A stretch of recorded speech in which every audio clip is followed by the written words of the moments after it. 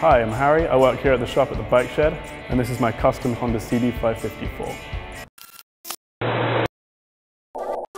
So I bought the bike back in 2014 when I was looking for a classic vintage cafe style bike, and I came across this thing online, the Honda CB550 Four.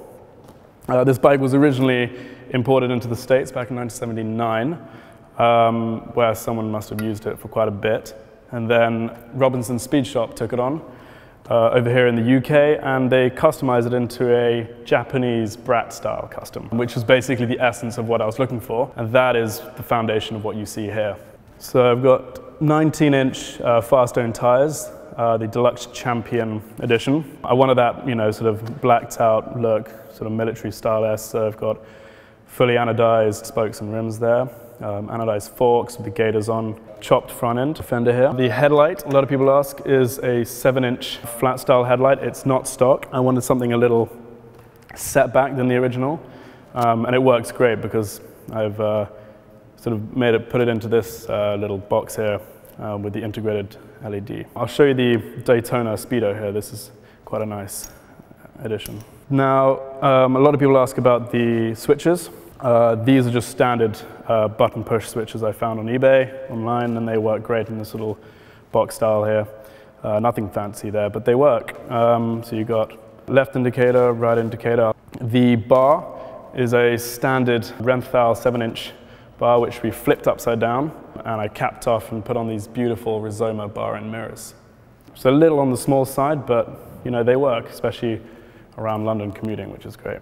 Moving on to the tank, this is a nice metallic, sort of brown black with a kind of sparkle glint in it, done by Robinson's before I bought it. Moving along into the seat here, nice diamond etching on there, and it fits beautifully with the frame here. Going down into the carbs, these are not the original, these are from 1976 Honda. I had to swap out the original because they kept leaking, which is a big problem you find with late 70s Hondas, especially if you swap out the airbox for pod filters. But when doing a little bit of research about the carburetors here, the ones I needed, I matched up the engine frame number and found that they were all from different bikes. So the engine is from a 78, but the frame and the tank is actually from a 1976 Honda 550K, which is an entirely different model, but they all fit, which is great. Moving on down to the exhausts here.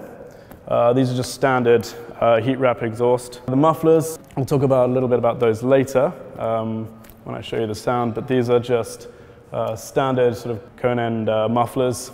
You can find them on eBay, super easy, they're out there. Now, as a commuter bike, I wanted something a little bit more practical, and when I bought it, there was this big space under the seat, which most cafes have. I'll take this off here for you. But the guys at Untitled Motorcycles, Adam, had this beautifully shaped aluminium cubby-hole put in for me.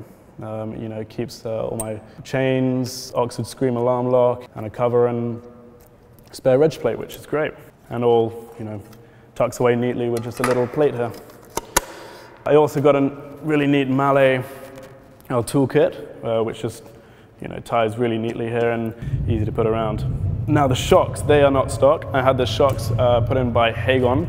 They are custom built, so they don't bottom out, and that was a big problem I found when using before. They couldn't take the weight, especially when carrying a pillion. So yeah, Hagon shocks, they work brilliantly with this, but they're custom made to measure, super reliable as well. Now going into the subframe, this was not original. It fits beautifully with the bike. It cuts off quite neatly here, but it still has enough room to fit a pillion, which is great. Locks up nicely with a single red LED bulb here. Naughty little reg plate, but let's not talk about that, and no comments in the comment section, please. Again, rear Firestone tires, 19-inch as well. Blacked out rear hub and spokes, just to give it that all sort of blacked out feel. And yeah, why don't we take it outside and see how it sounds. Yeah, the mufflers do sound really great on this. It's not too overstated, but you can hear it, it's coming.